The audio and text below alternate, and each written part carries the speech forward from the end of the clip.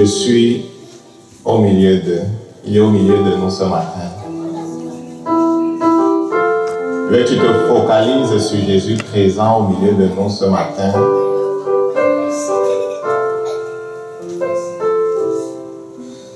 Et que tu saches que Jésus qui est au milieu de nous ce matin, c'est le Jésus de la parole de Dieu. Il n'a pas changé. Il est vivant, il est plein d'amour. Et quand il vient pour manifester sa puissance. Il vient afin que sa présence chasse les ténèbres. Amen. Élève les mains et rends grâce à Dieu parce que Jésus vient pour te bénir. Il vient pour donner. Il vient pour pardonner. Il vient pour délivrer. Il vient pour accueillir. Il vient pour annoncer la vie à la place de la mort. Il vient pour annoncer la délivrance à la place où on a été comme enchaîné par l'ennemi. Rends grâce à Dieu. Rends grâce à Jésus. Rends grâce à Jésus. Rends grâce à Jésus. Rends grâce à Jésus. Rends grâce à Jésus.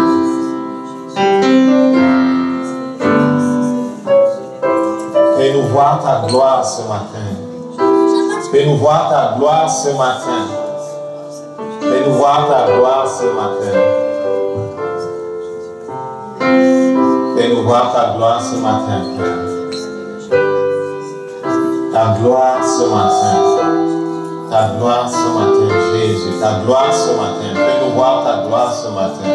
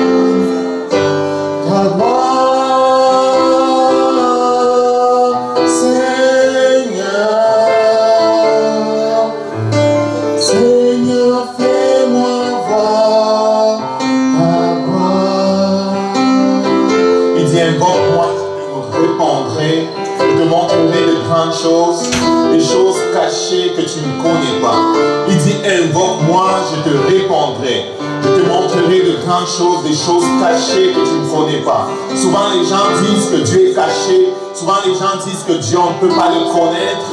Souvent les gens disent que Dieu, il est compliqué. Mais Dieu est le Dieu de la révélation. Dieu veut se montrer. Il est le Dieu qui dit ce matin, invoque-moi, je te répondrai. Invoque-moi, je te répondrai. Je te montrerai des grandes choses, des choses cachées que tu ne connais pas. Dieu dit, ouvre la bouche et parle-moi. Ouvre la bouche et demande-moi. Ouvre la bouche et invite-moi dans ta situation. Ouvre la bouche et invite-moi dans ta vie. Je vais te montrer ce qu'il y a comme blocage. Je vais te montrer les portes que j'ai ouvertes. Je vais te montrer la bénédiction que j'ai pour toi. Je vais te montrer la délivrance que j'ai pour toi. Je vais te montrer la grandeur de mon nom. Je vais te montrer ta place dans ma maison, dans ma présence. Je vais te montrer ta place. Je vais te montrer ta destinée. Invoque-moi, demande-moi. Je ne suis pas un Dieu qui se cache, mais je suis un Dieu qui se montre. Un Dieu qui se montre à ceux qui le cherchent. À ceux qui le cherchent de tout leur cœur. Ouvre la bouche et dis, Seigneur, je veux te voir ce matin. Seigneur, je veux recevoir de toi ce matin. Je ne veux pas repartir comme je suis venu. Tu es le Dieu de la révélation. Seigneur, montre-moi à toi ce matin. Ouvre mes yeux, je veux te voir. Ouvre mes oreilles, je veux entendre ta voix. Que ta voix retentisse dans ma situation. Que ta voix retentisse dans ma situation, Seigneur. Je veux te voir ce matin. Je veux te voir ce matin. Je veux te voir ce matin. À la veille de 2014, Seigneur, je veux te voir. Que ta voix retentisse dans ma situation. Que ta voix retentisse dans ma situation. Ta présence, Seigneur, brise le joug. Ta présence brise les chaînes. Ta présence brise tout ce qui n'est pas de toi. Seigneur, je reçois ta victoire. C'est ce que tu dois déclarer, c'est ce que tu dois dire. Amen.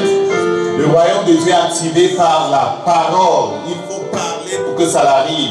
Oui, il faut avoir la révélation. Mais une fois que tu as la révélation, il faut être en accord avec le trône de Dieu. Il faut être en accord avec la parole de Dieu. Il faut la déclarer dans ta situation. Amen. Il faut la déclarer dans ta situation. Répète après moi. Père, au nom de Jésus, je te rends grâce. Je te rends grâce parce que tu es vivant. En toi, j'ai la vie. Au nom de Jésus, je prends autorité sur les œuvres du malin dans ma vie.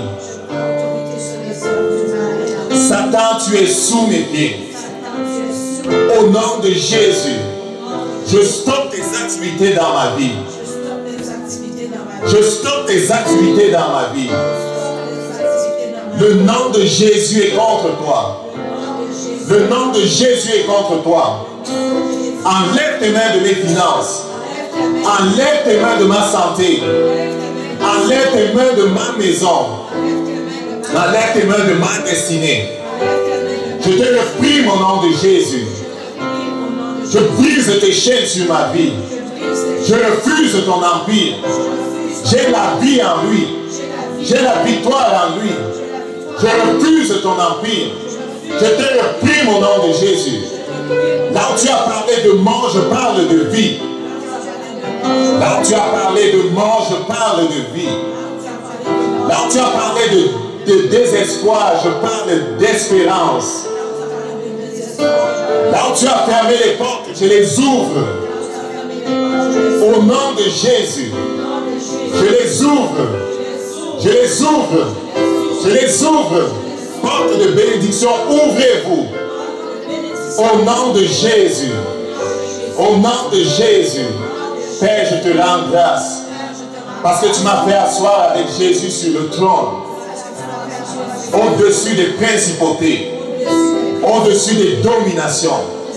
Au-dessus de tout l'enfer.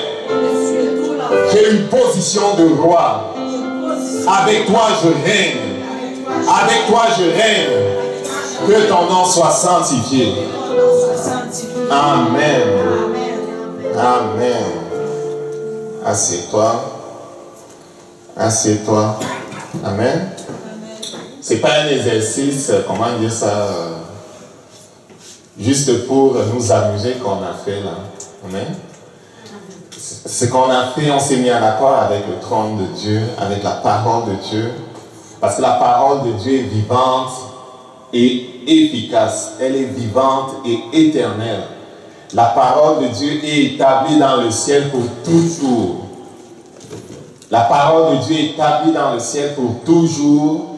Et lorsque tu te mets en accord avec la parole de Dieu, la puissance qui est dans la parole qui a créé l'univers, qui a créé toutes choses, la puissance qui est dans cette parole-là, lorsque tu te mets en accord avec le trône de Dieu, coule et agit dans ta situation. Amen. C'est ça que tu dois faire ce qu'on a fait ici ou chez toi, surtout chez toi lorsque tu es seul, tu dois le faire. Amen.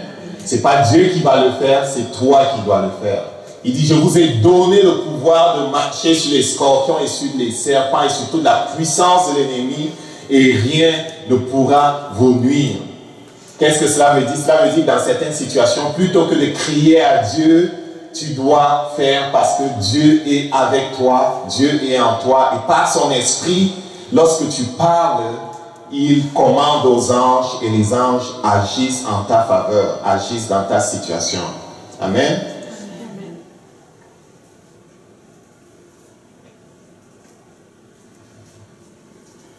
Ce matin, le Seigneur nous met à cœur de parler d'un thème qui est comme fondamental dans la foi chrétienne. C'est celui de la justice. La justice de Dieu. Et la justice de Dieu, le thème en question a pour but de nous donner, de comprendre quelle est la position que Jésus-Christ nous donne devant Dieu. Ok? La justice de Dieu, cela va nous permettre de comprendre quelle est la position que Jésus-Christ nous donne devant Dieu. J'ai rencontré une madame cette semaine en rentrant du travail. On a pris le bus ensemble et puis on parlait. Elle m'a dit qu'elle était au Québec depuis 42 ans, elle venait de Haïti et elle était certainement à la retraite déjà. C'était une aînée et on parlait de politique, des changements qu'il y a eu dans la société pendant toutes ces années, des mouvements féministes et toutes sortes de choses. Et à un moment donné, pendant la conversation, je lui ai demandé si elle connaissait Jésus. Ok? Elle m'a répondu que oui et non. Et on a parlé pendant un temps encore, et pendant qu'on était sur le point de se séparer, j'ai eu à cœur de lui poser la question très précise que si tu pars de la terre aujourd'hui, est-ce que tu crois que tu vas aller dans le ciel, là où Jésus se trouve? Elle m'a encore dit qu'elle n'avait pas de certitude par rapport à ça.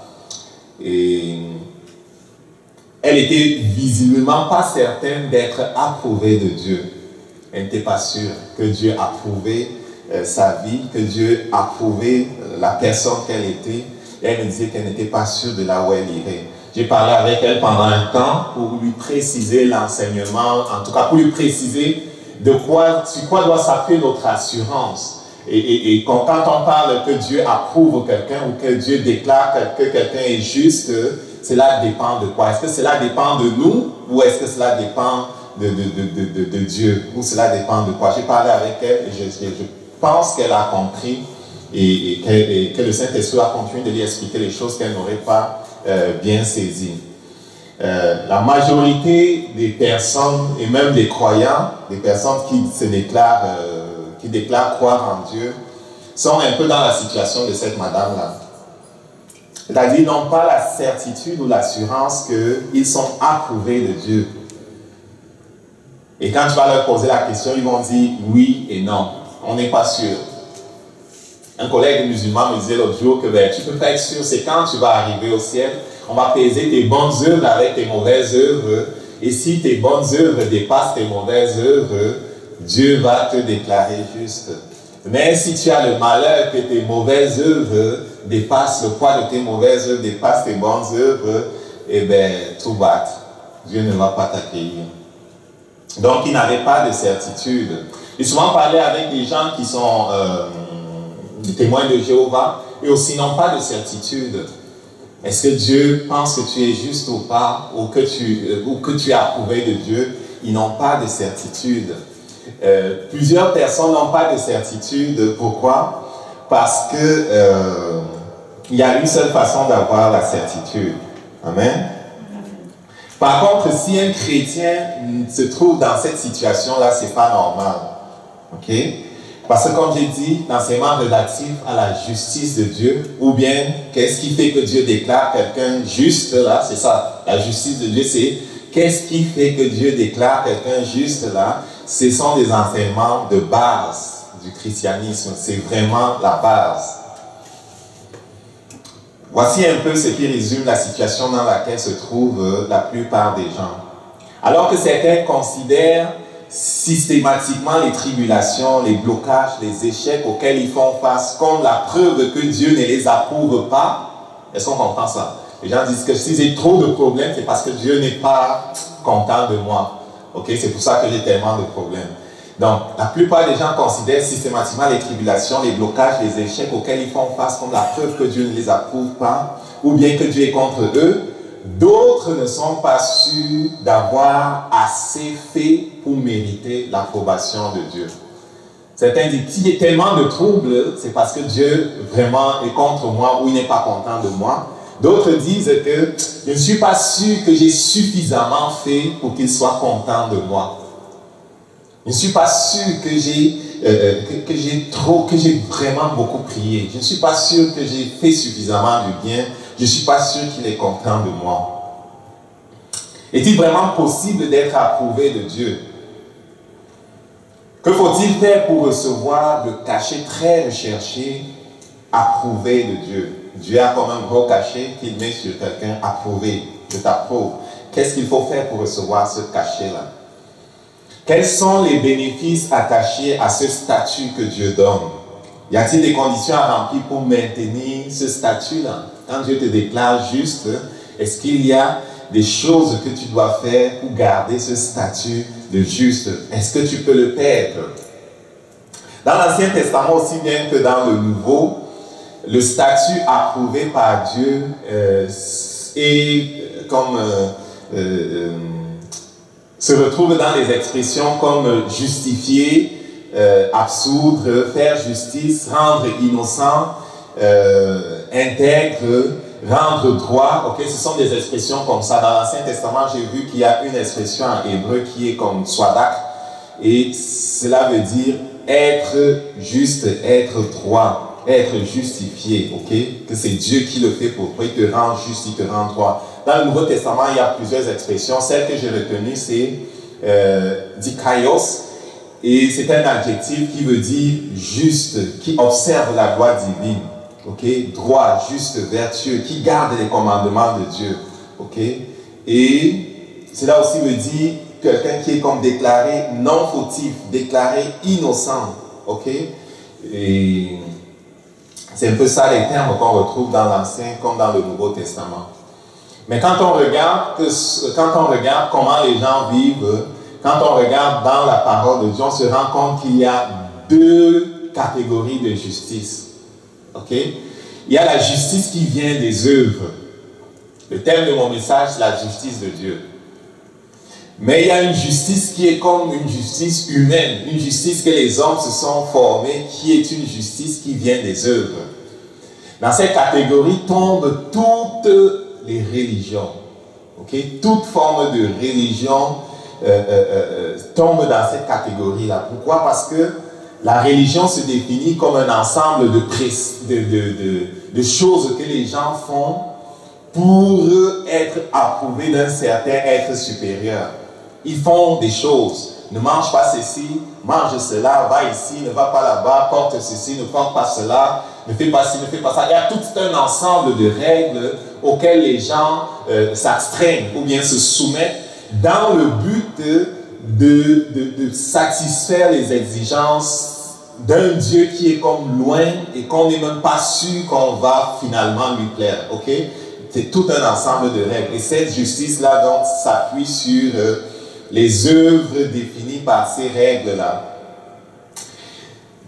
Bien que... Et on verra donc certaines personnes accorder de l'importance à des jours. Vous avez vu des gens qui accordent de l'importance à des jours. Pour eux, certains jours sont plus importants que d'autres. Vous avez vu ça? Oui. Okay? Pour certains, par exemple, c'est le samedi qui est très important, à partir du vendredi soir jusqu'au samedi.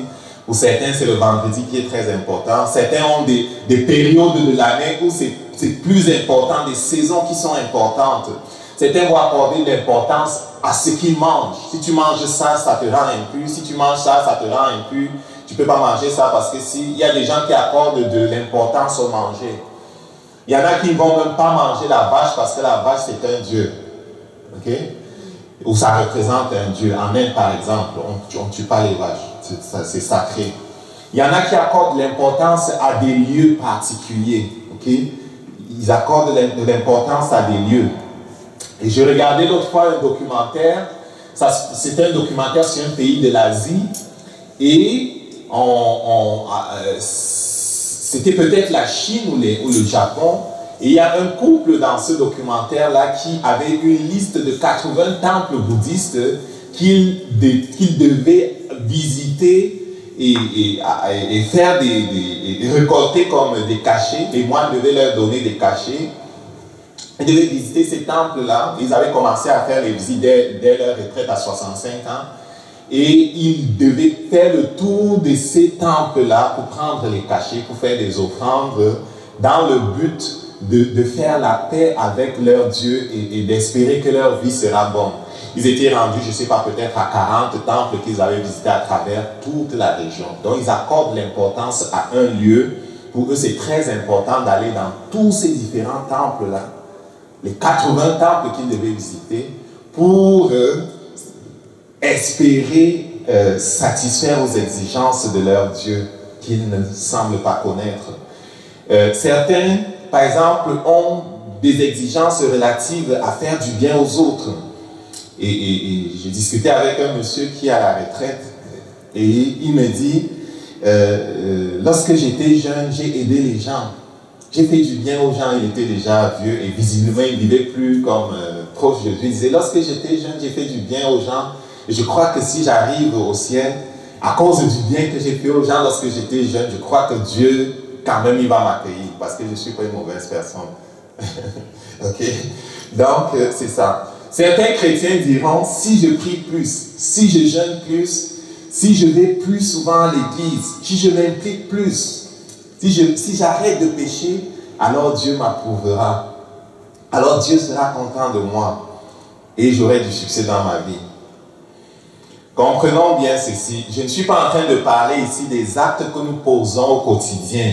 Okay? Il n'est pas question, lorsqu'on parle de la justice de Dieu, là, des actes qu'on pose au quotidien et qui peuvent, dans certaines situations, offenser le Saint-Esprit lorsqu'on est chrétien. Okay? Les actes que tu poses au quotidien peuvent offenser le Saint-Esprit si c'est en désaccord avec Dieu. Mais je parle de la position que l'on a en Dieu. Ok? La position que l'on a en Dieu. Lorsque tu te regardes, qu'est-ce que tu penses que Dieu pense de toi? Comment penses-tu que Dieu te voit à cet instant, par exemple? Est-ce que tu penses que Dieu te voit comme quelqu'un qui est juste, saint, pur? Ou est-ce que tu penses que, parce que tu n'as pas prié ce matin, parce que tu n'as pas lu ta Bible, parce que tu n'as pas donné des choses à ceux qui t'ont demandé, parce que tu n'as pas aidé les veuves et les orphelins, tu n'es pas encore saint? Est-ce qu'on comprend ma question? Donc, je ne suis pas en train de parler des choses qu'on fait au quotidien, mais je suis en train de parler du regard que l'on pense que Dieu pose sur nous. Qu'est-ce que tu penses que Dieu pense de toi? Ok? Donc, la justice qui vient des œuvres, c'est une justice qui est totalement humaine. Ok? Parce que cela s'inspire des règles que la religion a mis en place. Or, Dieu n'a jamais créé de religion. Dieu n'a jamais créé de religion.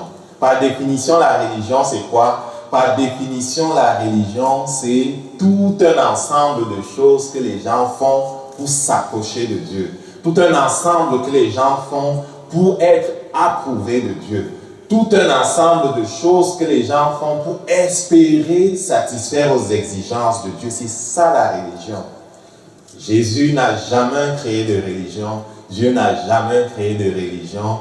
Et Dieu, lorsqu'il parle de justice, lorsqu'il déclare quelqu'un juste, ce n'est pas sur la base des œuvres. Parce que dans la parole, il est écrit que les œuvres que nous faisons devant Dieu sont comme un vêtement sale. Quel que soit ce que tu fais en tant qu'homme naturel, Dieu voit ça comme sale. Parce qu'en partant, l'homme, il est sale et il est coupé de Dieu. Est-ce qu'on comprend ça? L'homme, au départ, est coupé de Dieu. Adam est né, a été créé par Dieu, il était en relation avec Dieu, mais à partir du moment où Adam s'est séparé de Dieu, l'homme a été coupé de Dieu. Et nous tous qui descendons d'Adam, on est comme dans la situation où on est séparé de Dieu. Et il n'y a rien qu'on ne peut faire qui ne porte l'empreinte séparée de Dieu. Quel que soit ce que tu fais, avec tout le bon cœur que tu fais, si c'est fait de façon naturelle, séparé de Dieu, Dieu le voit toujours comme quelque chose d'impur. Amen. C'est pour ça que la justice qui vient des œuvres est quelque chose que Dieu ne peut pas accepter. La justice qui vient maintenant de la foi. Il est intéressant de noter que la plupart des religieux du temps de Jésus n'avaient pas compris que l'héritage de la promesse faite par Dieu à Abraham devait s'obtenir par la foi et non par l'observation de la loi de Moïse. Parce que Dieu a donné la loi à Moïse. Mais pour quel but a-t-il donné une loi à Moïse? Est-ce que Dieu a donné la loi à Moïse pour qu'on l'observe en vue d'être approuvé de Dieu, en vue d'être justifié, en vue de recevoir le cachet juste parce que tu as accompli ça, ou bien Dieu a donné la loi à Moïse pour autre chose? On va le voir. Dans tous les cas, la parole de Dieu déclare dans Genèse 15, verset 6, Abraham, même pas Abraham, il s'appelait encore Abraham, eut confiance en l'Éternel, qui le lui imputa à justice. Ça, c'est la version 8 secondes. Et au moment où Dieu déclare Abraham juste, Dieu n'a même pas encore changé son nom. Abraham n'est pas circoncis. Et Abraham a simplement cru la promesse de Dieu. C'était quoi la promesse de Dieu? Abraham disait, on peut le voir dans Genèse 15, il dit, il rencontre Abraham, Dieu vient rencontre Abraham, il dit, je suis ta récompense et je ferai de toi une grande nation. Abraham dit, comment tu dis que tu m'as béni alors que celui qui va hériter de moi, ce n'est pas mon fils, c'est mon esclave, Eliezer, qui est de Damas. Dieu lui dit, non, c'est quelqu'un qui viendra de toi, qui va hériter de ta maison. Sors dehors, regarde le ciel et vois si tu peux compter les étoiles. Ta descendance sera aussi nombreuse que ces étoiles-là. Abraham, qui n'était pas encore circoncis et dont le nom n'avait même pas encore été changé, a cru Dieu. Et à cause de ce qu'il a cru, ce que Dieu a dit, je te déclare juste. Parce que tu m'as fait confiance, je te déclare juste. Et la parole de Dieu dit que Abraham a été déclaré juste, non sur la base de quelque chose qu'il a fait, des œuvres, d'une loi qu'il a observée, mais simplement parce qu'il a fait confiance à Dieu. Et c'est sur ce principe-là de la foi que Dieu a décidé d'approuver tout homme. La loi viendra 430 ans plus tard, au mont Sinaï, quand Moïse sera avec le peuple.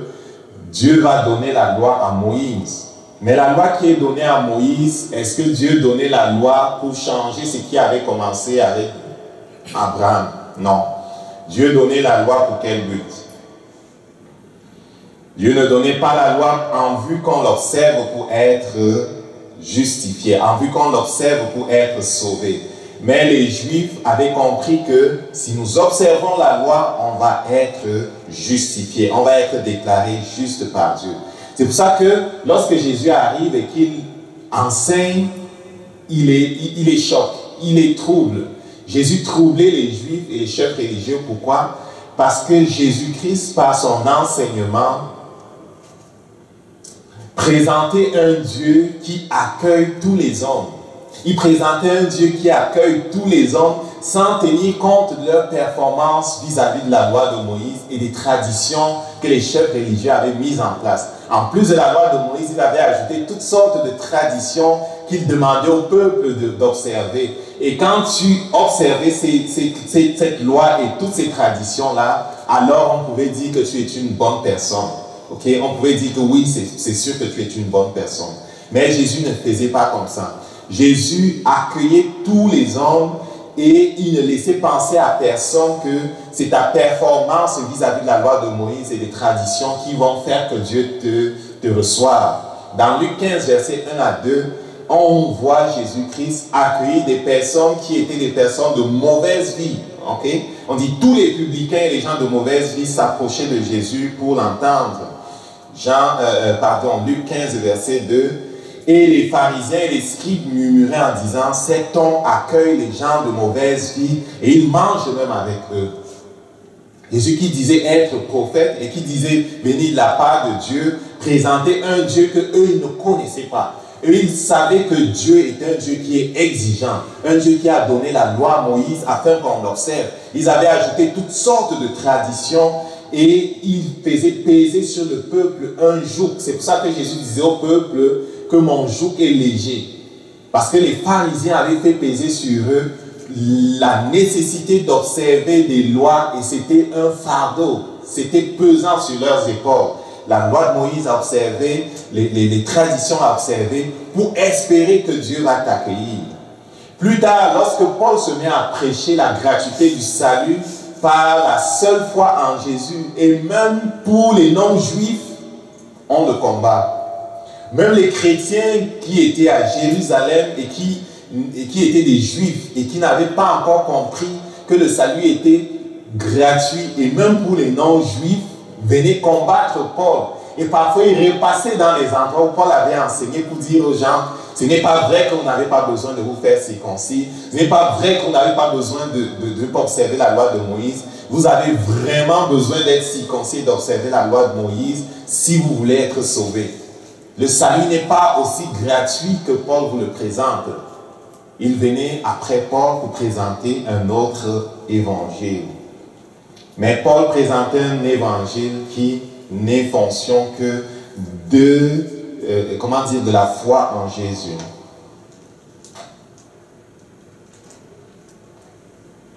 Donc, l'idée que les Juifs se faisaient de la justice est différente de ce que Dieu avait institué, c'était complètement loin de la pensée de Dieu. Ils poursuivaient quelque chose qui est impossible. Qu'est-ce qui est impossible? Il est impossible de plaire à Dieu sur la base de ta performance. Voilà ce que Dieu est en train de dire. Il est impossible de penser que je vais faire ci et ci et ci et ci et ci, alors Dieu va me déclarer juste. Ou parce que j'ai fait ci et ci et ci et ci, alors Dieu va me déclarer juste. Je jeûne 2 jours par semaine, je donne de ma dîme, je visite les malades, je suis actif ici et là, alors Dieu, je mérite vraiment que tu me bénisses. Ça ne marche pas comme ça. Quand tu parles comme ça, tu tombes complètement dans le domaine de la justice humaine. Tu tombes dans le domaine de la religion. Tu tombes sous le coup de l'esprit de la religion. Et tu te coupes de la grâce de Dieu. Et Dieu n'approuve pas quelqu'un qui dit « j'ai fait ci, j'ai fait ça, et alors je mérite ci et ça ».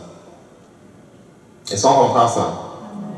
La justice qui vient de la foi ne s'appuie sur rien d'autre que l'œuvre que Christ a accomplie à la croix.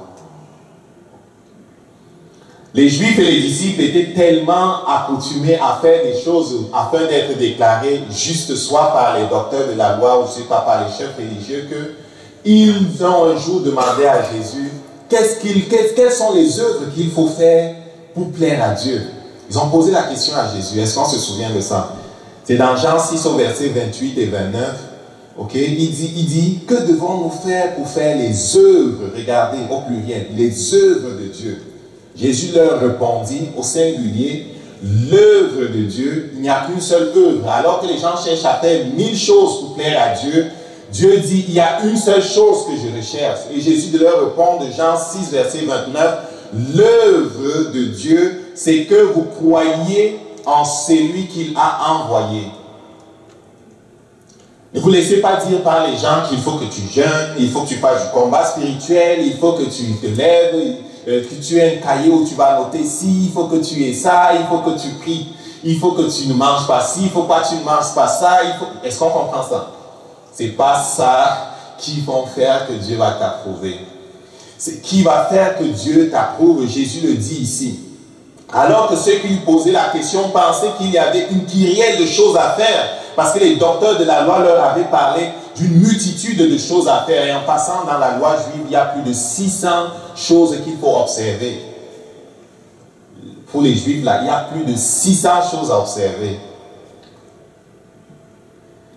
Et si tu veux dire que je vais être justifié par la loi, on dit que tu dois donc tous les observer, et tout le temps.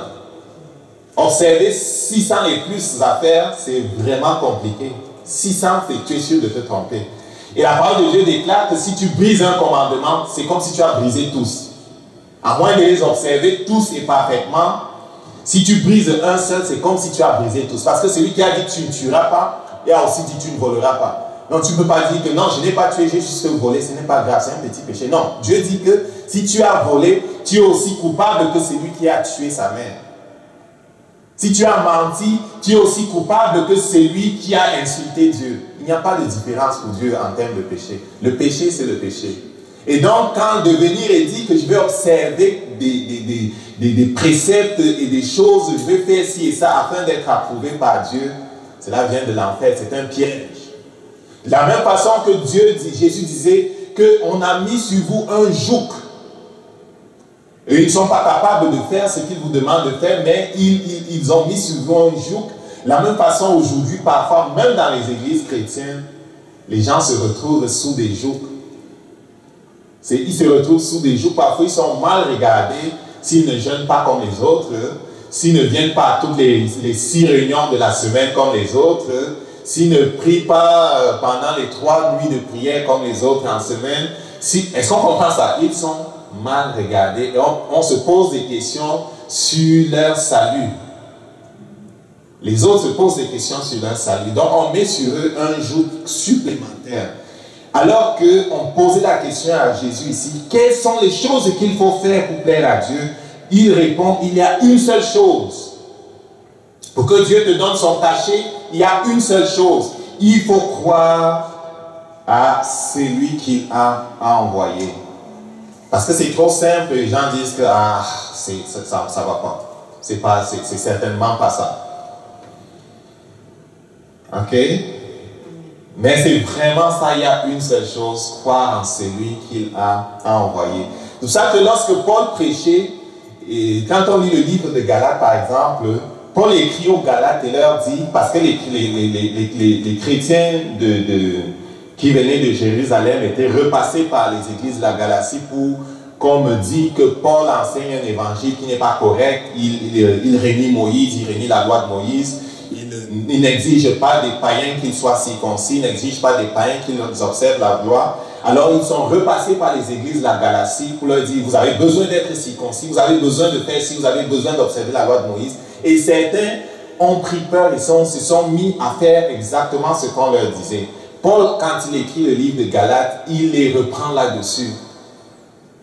Il les reprend là-dessus. Il leur dit que parce que vous faites circoncis, parce que vous acceptez un autre évangile que celui que je vous ai présenté. C'est quoi l'évangile qu'il leur a présenté? L'évangile qu'il leur a présenté, c'est que Dieu approuve les hommes sur la base d'une seule chose. La foi que tu mets dans l'œuvre que Christ a accomplie à la croix. Point. Est-ce que tu crois que Jésus est mort à la croix pour toi? Est-ce que tu crois que Dieu, en le ramenant des morts, l'a ramené avec toi? Si c'est de tout ton cœur que tu le crois et que tu déclares qu'il est Seigneur, tu as la vie. Et les autres disaient que non. Il y a les 600 et quelques lois que tu dois observer. Et en plus, en tant que païen, là, tu n'es pas circoncis. Il faut que tu te fasses circoncis si tu es un homme. Ça, on comprend ça.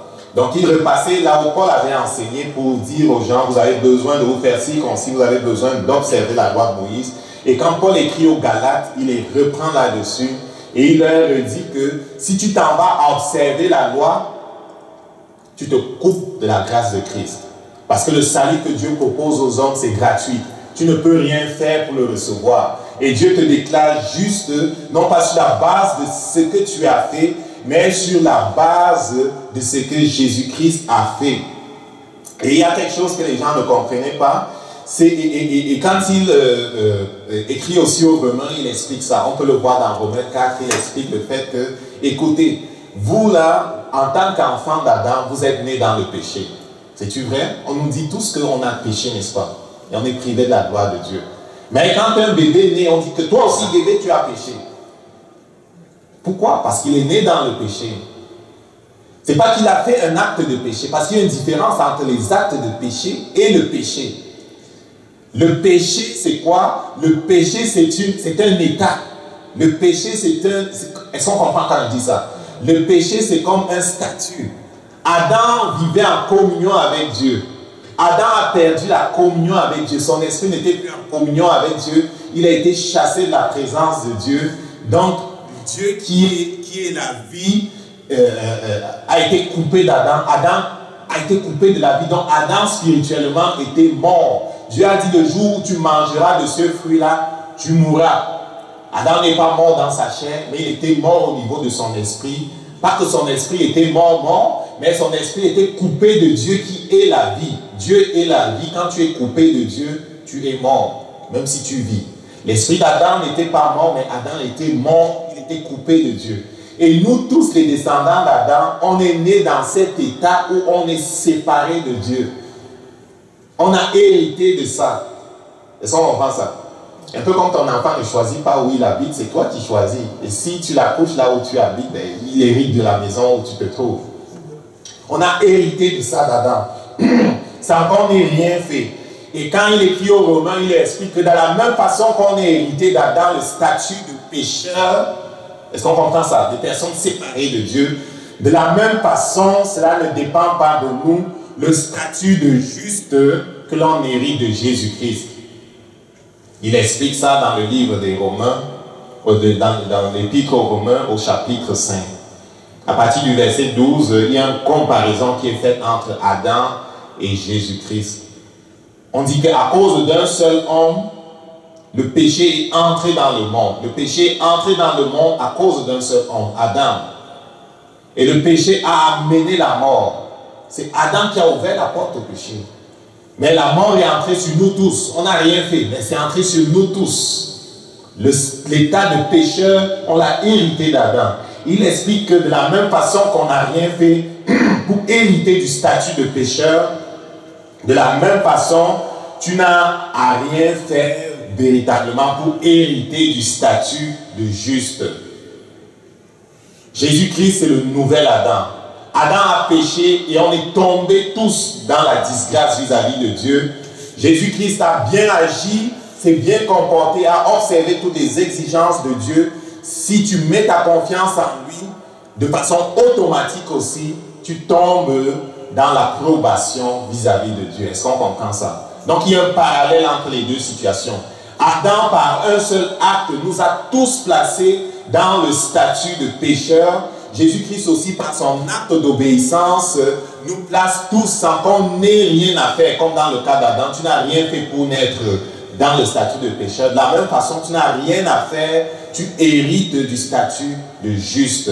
Est-ce qu'on comprend ça? C'est parce que Jésus a obéi à Dieu, c'est parce qu'il est mort à la croix, c'est parce qu'il a observé toutes les exigences de Dieu, que lorsque tu mets ta confiance en lui, tu hérites du statut de juste. Dieu te déclare juste.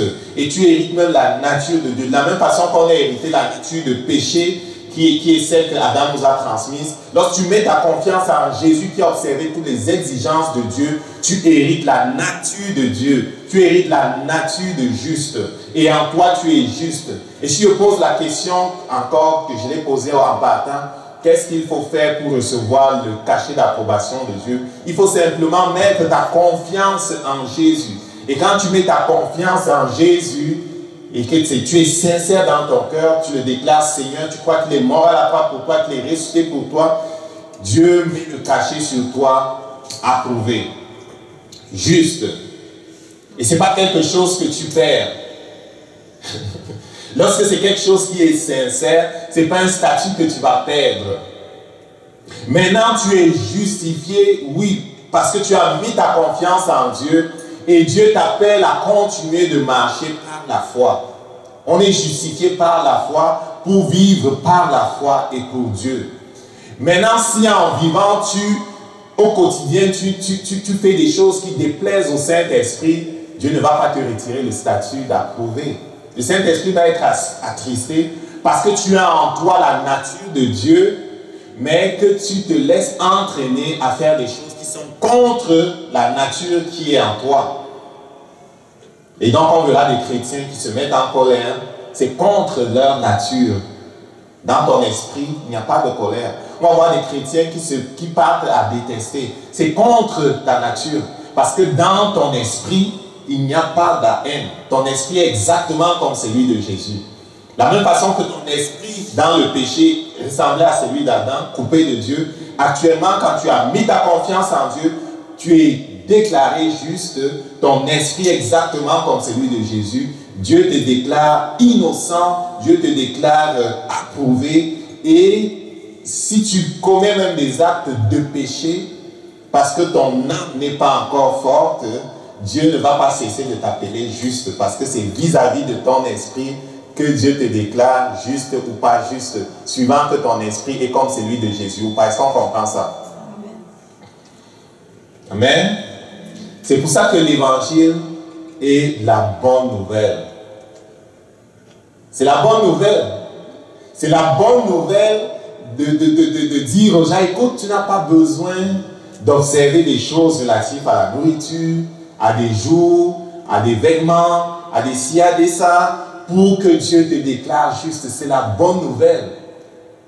La seule façon de recevoir le cachet d'approbation de Dieu, c'est de se placer en Jésus, en disant, Jésus, je crois que tu es mort à la croix pour moi, je sais que tu es ressuscité pour me donner la vie, et tu le dis de tout ton cœur, et tu le déclares, Seigneur, Dieu met le cachet juste sur toi après avoir recréé ton esprit. Et c'est un état que tu ne perds pas. Quand on dit que c'est un état que tu ne perds pas, ce n'est pas comme une façon pour nous de dire, parce que je ne perds pas ce statut-là, alors je suis libre de faire comme je veux. Je suis libre de laisser le péché régner dans mon âme. Non, ce n'est pas ce qu'on dit. Si tu fais ça, c'est que tu vas être triste. Parce qu'au fond de ton cœur, dans ton esprit veut faire la volonté de Dieu. Ton esprit ne sait que faire la volonté de Dieu. Ton esprit est en union avec Jésus-Christ. Si tu laisses ton âme et qu'elle n'est pas régénérée, tu vas vivre dans la tristesse. Tu ne vas pas avoir la plénitude que Dieu veut. Maintenant, en tant que personne que Dieu déclare juste, à quoi sert la prière, l'étude de la parole et toutes les autres choses que les gens font? Ces choses-là ne changent pas le regard que Dieu met sur toi. Dieu ne t'aime pas plus si tu pries 5 heures par jour ou 1 heure par jour. Ça ne change pas Dieu. L'amour que Dieu a pour toi ne dépend pas de ton nombre d'heures de prière. Ça ne dépend pas de ce que tu fais. Dieu t'aime parce qu'il t'aime. Et Dieu t'a déclaré juste une fois pour toutes. Et si tu ne viens même pas à l'église, Dieu ne va pas cesser de t'aimer. Si tu ne jeûnes jamais, Dieu ne va pas cesser de t'aimer. Si tu n'aides pas les veuves et les orphelins, Dieu ne va pas cesser de t'aimer. Est-ce qu'on comprend ce que je dis? On est sauvé par la foi à cause de ce que Jésus a fait. Et Dieu nous demande, oui, avec le soutien de son esprit, d'accomplir les œuvres de justice. Les œuvres de justice, c'est tout ce que j'ai cité là. Faire du bien, aider les veuves, les orphelins, aider les gens. Ça, on fait avec la puissance que Dieu a mise en nous. Mais on ne fait pas ça pour être approuvé de Dieu. On est déjà approuvé de Dieu. On fait ça pour aider Jésus à bâtir son royaume. On fait ça parce qu'on sait qu'on a reçu de lui et on veut que les gens reçoivent la vie. On travaille avec lui afin que les gens reçoivent la vie. On travaille avec lui afin de faire reculer le royaume des ténèbres. Parce que lorsque tu donnes aux pauvres, tu lui permets de bénir Dieu. Tu lui permets de ne pas être enfermé par Satan dans les idées suicidaires, dans les idées du style « personne ne m'aime, personne ne pense à moi ». Tu viens à son secours, tu permets à Satan de ne pas l'écraser. Est-ce qu'on comprend ça? Donc tu es participant avec Jésus-Christ dans l'œuvre qui consiste à bâtir le royaume de Dieu, à apporter la lumière là où il y a les ténèbres. Et alors, le jeûne devient important comme quelque chose qui te permet d'être discipliné. La prière devient importante parce que cela t'aide à aimer plus Dieu. Venir à l'église ou lire la parole de Dieu t'aide parce que ça t'aide à comprendre plus Dieu, à le mieux connaître, à l'aimer plus. Ça te change toi au niveau de ton âme, pas au niveau de ton esprit. Parce que ton esprit est déjà exactement comme celui de Jésus. Amen. Mais tout le travail que tu fais maintenant a pour but d'amener ton âme au niveau sous la domination du Saint-Esprit qui est dans ton esprit. Est-ce qu'on comprend ça? D'où l'importance de prier, de lire et de faire toutes les autres choses. Si tu ne les fais pas, Dieu ne cesse pas de t'aimer parce qu'il t'aime d'un amour éternel. Mais si tu ne les fais pas, il se peut que tu ne le connaisses pas comme tu devrais. Il se peut que tu ne l'aimes pas comme tu devrais. Est-ce qu'on comprend ça? Donc toutes ces choses nous changent, nous, au niveau de notre âme, mais non pas lui. Amen. Et un avantage de comprendre quelle est notre position en Dieu, à savoir que nous sommes justes, c'est que lorsque l'ennemi vient contre toi, c'est la seule chose qui lui fait peur. La seule chose pour laquelle il ne te magane pas comme il magane les autres, c'est que tu es dans ton esprit comme Jésus. Quand il vient, il voit que waouh, voilà quelqu'un que Jésus a acheté. Voilà quelqu'un que Jésus a arraché du royaume des ténèbres et planté dans le royaume de lumière. Voilà quelqu'un qui est la lumière. C'est quelque chose qui les stoppe. La justice qui est en toi. C'est vrai. Dans le monde spirituel, c'est ce qui te distingue des autres. La justice qui est en toi, la lumière qui est en toi. Parce que tu as mis ta confiance en Jésus et que ton esprit a été recréé. Tu as la justice de Dieu. Tu as le cachet de Dieu qui est sur toi et qui permet dans le monde spirituel que tu sois identifié comme appartenant à Dieu. Et le fait que tu as la compréhension que cette position ne dépend pas de ce que tu fais, te donne de l'audace en tout temps de résister à Satan. Certaines personnes, parfois, ils ont des problèmes à prier avec autorité, diront que j'ai pas lu beaucoup ma Bible, je ne suis pas sûr que Satan il va reculer quand je vais prier. J'ai pas le goût de prier pour quelqu'un aujourd'hui parce que je me suis disputé avec mon frère ce matin. Non. Satan il va te tromper si tu penses comme ça. Dieu n'agit pas parce que tu n'as pas été bête avec les gens. Dieu agit par amour, par grâce. Ok? Et la position dans laquelle tu es ne dépend pas de ce que tu fais. Oui, c'est sûr que si dans ton âme c'est trouble, parce que la puissance passe par notre âme, il va avoir des problèmes.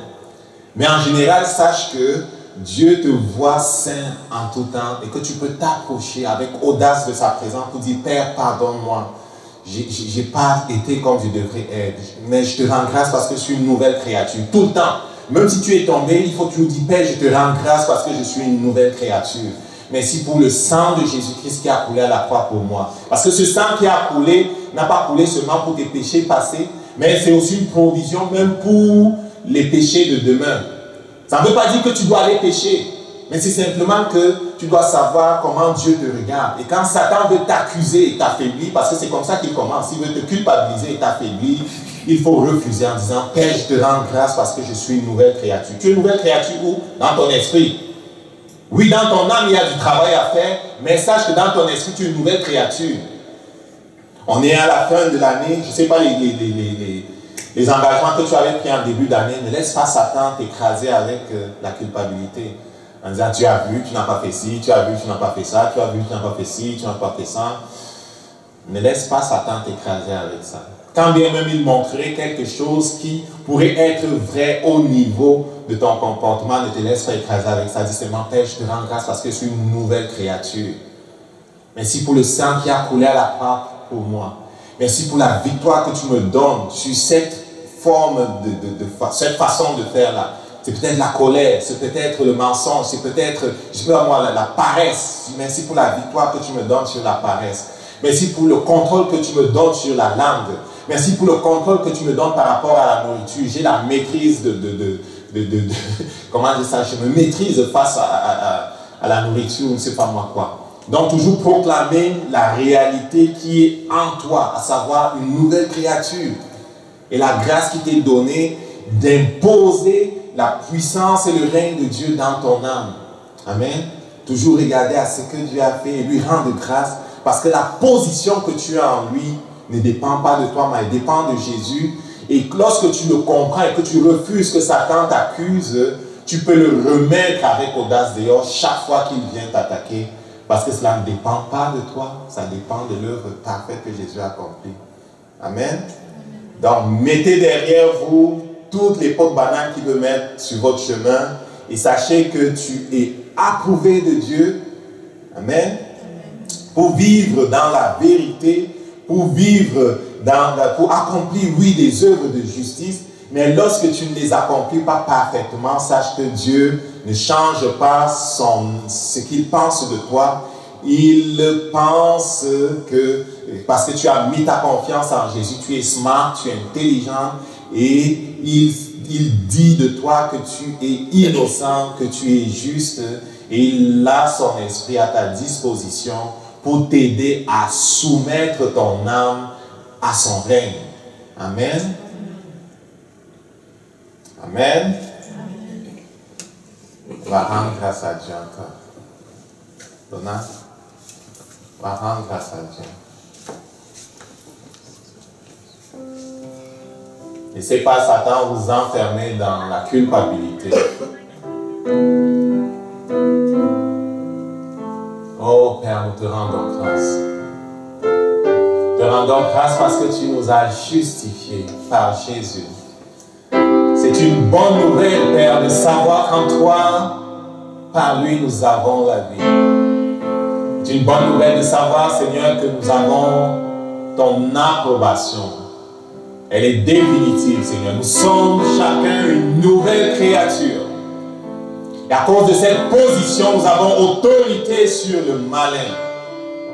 Satan, nous refusons tes accusations. Nous rejetons tes accusations. Tu veux nous paralyser par tes accusations, nous les rejetons au nom de Jésus. Nous sommes une nouvelle créature. Et nous marchons par la puissance du Saint-Esprit dans la dignité d'enfant de Dieu. Père, nous te bénissons. Parce que dans notre âme, tu nous donnes la victoire. La victoire sur les tendances mauvaises. La victoire sur nos anciennes habitudes.